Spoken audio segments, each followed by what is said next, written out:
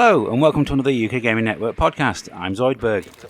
While researching last week's show about games that evolved after release, I found myself playing Rainbow Six Siege, which despite receiving a substantial number of updates hasn't actually changed that much, and that's why we didn't end up including it.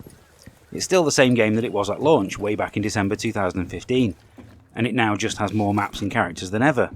And yes, it really has been out that long. I've never been a fan of the run and gun style multiplayer shooter, popularised by the likes of Halo and Call of Duty, preferring instead games that are a little more focused and tactical. Counter-Strike has always been the pinnacle of that style of game, a team-based shooter where death actually means something. If you perish, you have to sit out the rest of the round as a spectator, instead of simply respawning and going again. This forces you to adopt a more cautious approach to each round, and matches can be fantastically tense. Consequently, the moment I played Rainbow Six, I knew it was a serious contender for Valve's crown. Playing it again has reminded me of the muted critical response that the game got from the press, with most reviews saying that the game was solid if unspectacular, and that it suffered from a lack of content. Since then, the game has grown and grown as more players give it a chance and discover just how thrilling it is. It's now one of the most watched games on Twitch, fills out esports arenas, and is consistently one of the top 5 most played games on Steam. Of course, what this all means is that a game's success should only really be judged long term, and not on the first week sales or player numbers. Rainbow Six was lucky in that it had a big publisher behind it in Ubisoft, who could afford to give the game time to grow and find its audience. Some online games aren't so lucky, and end up getting their servers switched off, rendering them unplayable. Here are our 5 favourite online games that deserved a better fate.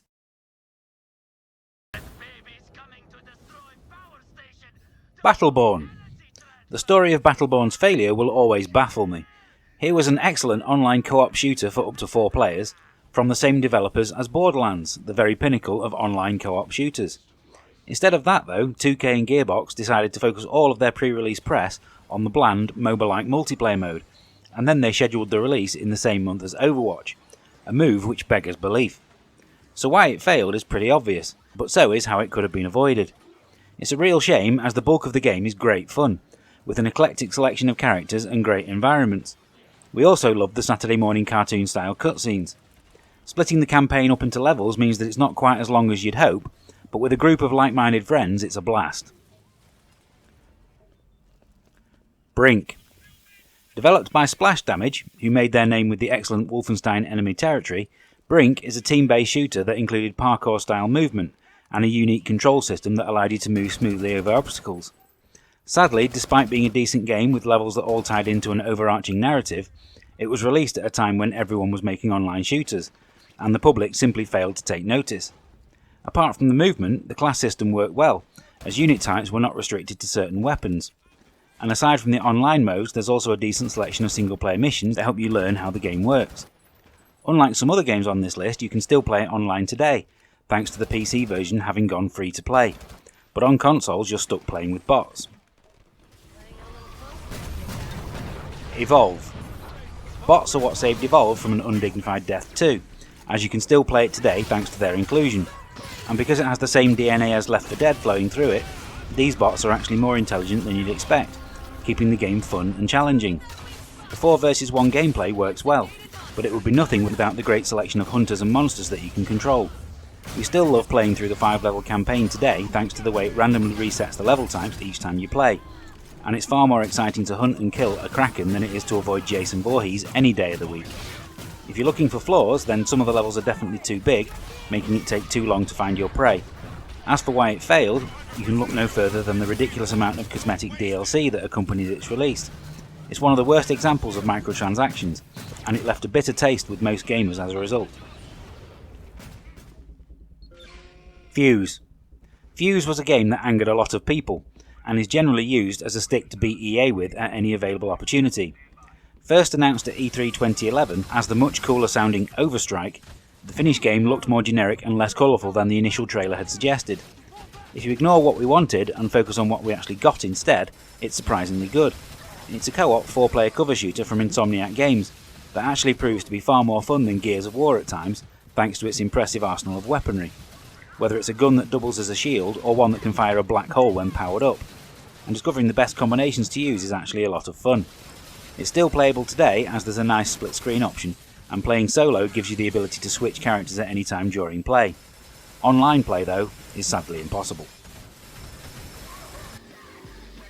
Onrush. It's not just online shooters that fail to find an audience, and Onrush proved that there's no point trying something new if you can't adequately summarise your game in a couple of sentences. This generally means that there's not much chance that gamers will take a risk on it. The Pitch was a racing game without start or finish lines, which doesn't make a whole lot of sense, and sadly the only way to fully understand why it's brilliant is to play it. Creating a more traditional racing game with the same tracks and cars and selling it as a new off-road racer from the makers of MotorStorm would have been much more successful, and then the game as it is now could have been the online component. Also, why didn't anyone mention the full single-player campaign mode before it was released? Surely that would have made a difference too. News time now, as we round up the most interesting stories of the last 7 days. It's been a long time coming, but the Beyond update for No Man's Sky finally has a release date, and it's coming next week. The headline features for this new update are a completely revamped online option that allows players to explore the galaxy together, and the ability to play the entire game in VR. It's the latter that intrigues us the most, and you can expect a video of our experience to appear on our channel soon after it launches. Just like the theme of last week's show, No Man's Sky has radically changed itself since release, becoming a fantastic game in the process. And like all previous updates, Beyond will be completely free to existing owners of the game. Nintendo have just announced a series of full game trials that will allow Nintendo Online subscribers to try out games before they buy. The first game to be available on this service is Mario Tennis Aces, which can be played from August the 7th until the 13th. If you decide that you like the game and want to purchase it, then you'll receive a 33% discount for the duration of the trial. Even better news is that if you aren't an online subscriber yet, you can take advantage of the deal during the 7-day trial period for new accounts. Other games for the service haven't been announced yet, although Captain Toad Treasure Tracker was recently included in a similar deal in Japan.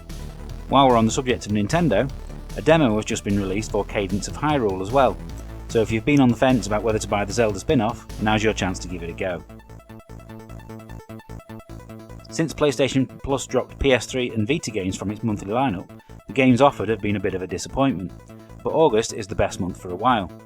There's only 2 games, but they're both worth a download if you don't own them already.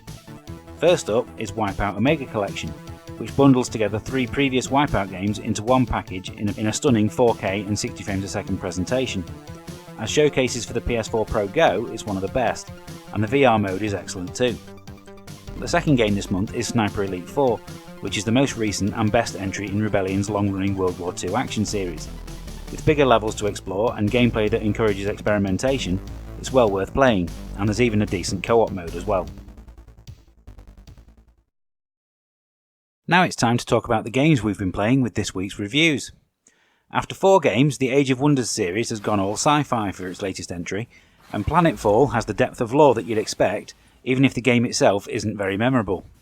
It attempts to fuse 2 genres together, a Civilization-style city conquest mode, coupled with battles that play out like a less intuitive variation on the XCOM formula. Neither side is particularly inspiring though, and we soon found tedium settling in. Surprisingly, for a Paradox game, there is actually an optional tutorial to guide you through the first section of the story. For a company that generally likes to throw you in at the deep end, it's a step in the right direction. It could be because we were playing it on the PS4 that it failed to grab us as we'd expected, as joypad control never feels right for this type of game. We've certainly played worse strategy games than this on console, but you'd be better off sticking with Mutant Year Zero and They Are Billions rather than play this one. If you're going to make a new kart racing game, but you don't have a license or recognisable characters to base it on, what do you do? Obviously you go for cats, and Meow Motors sends the cuteness meter off the scale with its cast of fast-moving felines.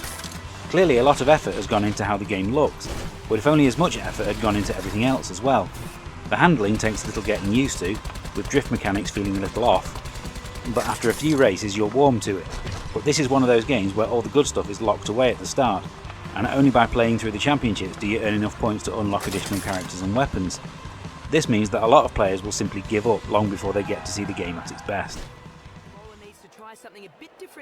Cricket fans have been hard done by over the years, and you have to go back over 20 years to find the last truly decent video game of the sport.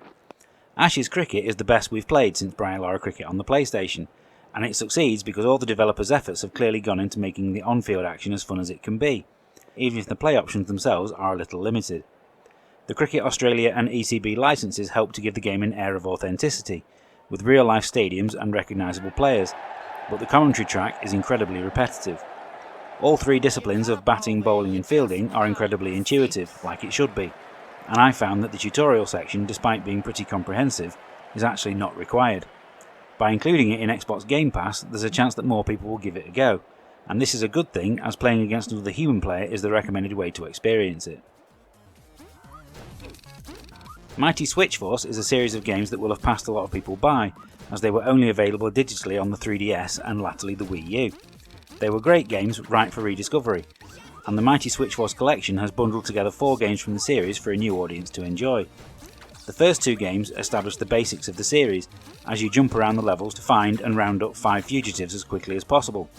Each level has a par time, which encourages repeat play, and the cartoon-style presentation is excellent.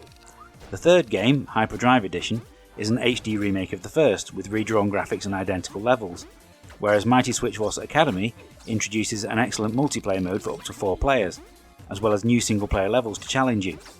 Even with the slight disappointment that 2 of the 4 games are essentially the same, can't stop this from being a fantastic package, and at less than £20 it's an absolute bargain.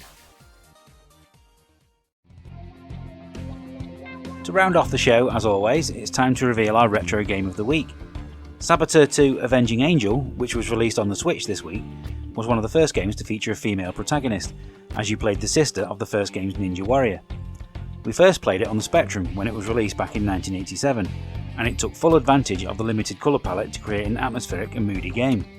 The remake allows you to play it exactly as it was, warts and all, with graphic options for every 8-bit system it appeared on. Just like the first game, there are 9 difficulty levels that add more tasks to your mission each time. The first simply requires you to find the exit and escape on your motorbike, whereas later levels require you to find data disks and sabotage a missile launch. Considering it's a 32-year-old game, each mission is still a surprisingly compelling challenge, and we found ourselves glued to the game once more. There's a full video of this game over on our YouTube channel. With that, it's time to end. Which online games are you upset about not being able to play anymore? Let us know in the comments. Any episodes of the UKGN podcast that you've missed can be found on YouTube, SoundCloud or Spotify. Just search for UK Gaming Network. We'll be back next Friday to do it all over again. Subscribe to make sure you don't miss it. Thank you for listening to the show. We hope you enjoyed it. See you next time.